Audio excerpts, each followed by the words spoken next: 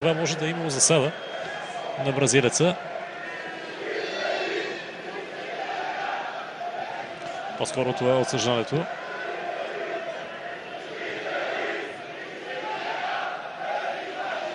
Иначе играта с ръка беше факт, но вече след като беше отсъдена санкцията на отбора на Левски.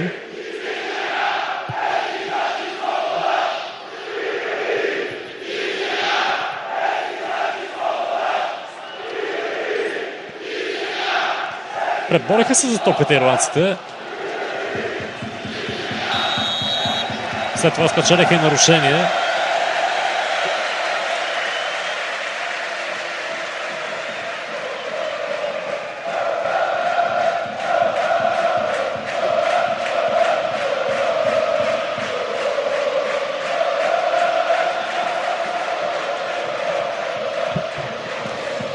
Едно опасно